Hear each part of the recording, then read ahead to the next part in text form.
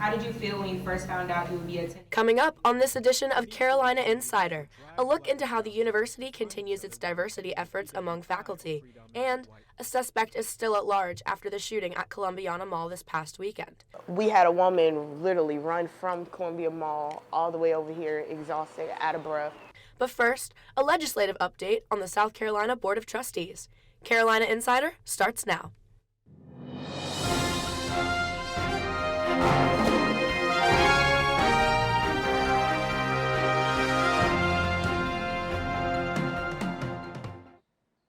Hello, and thank you for joining us. I'm MK Osborne. Up first, 5 UofSC Board of Trustees members will not be allowed to run for re-election next month. The legislative board that screens trustees felt Chairman C. Dorn Smith, Thad Westbrook, C. Edward Floyd, John Von Lay, and Charles were interfering with daily university affairs. The men will not go into a May 4th election by the General Assembly. The decision comes as the state Senate prepares to review a House-approved bill that will fire all current trustees at the end of June 2023 and cut the board from 20 to 13 members. A rally to save Richard Moore will be held this Saturday, 2 to 3 p.m. at the State House grounds. Moore is on death row for a robbery in 1999 and was only given the choice between a firing squad or an electric chair, since lethal injection drugs are no longer available. The state NAACP is hosting the protest. If the execution goes on as planned next week, Moore will be the first person in more than 50 years to be executed by firing squad. Columbia police are still on the hunt for one man involved in the Columbiana Mall shooting. Last weekend, 14 people were hurt when an ongoing dispute broke out and people started shooting. Here with more on that is Carolina Insider's Zach Ruske. Zach? Thanks, MK. A number of residents and local businesses are shaken up after Saturday's incident, and some are worried about their safety. Talisha Woodward was just cutting hair at Hair Gods across the street from Columbiana Mall when she noticed several cars evacuating. People were running this way, like trying to get to their cars, and that's when one of the guys that was getting his haircut said on Facebook that there was a shootout, and we were like, shootout? Marquise Robinson and Juwan Price were arrested earlier in the week on several charges. Price was originally scheduled to be released on bond, but that bond's been revoked because the charges were upgraded.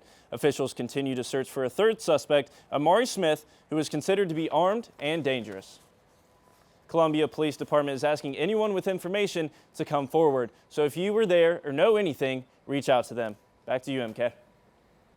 Thanks, Zach. Back on campus, concern is growing about the diversity of faculty members, or lack of it. Here with details on that story is Joshua Tekle. How did you feel when you first found out you would be attending a PWI? The need for a community is what drives Black and brown students to find each other while attending a PWI or predominantly white institution. But that sense of belonging doesn't have to come from only fellow students. For Brianna Reckling, having an African-American professor allowed her to be herself in the classroom. It just felt as though they know what it's like to be the only one in the room. So it definitely made me feel a little bit more comfortable talking with them, asking them questions, and also just finding that comfort with a professor can be a challenge for students of color.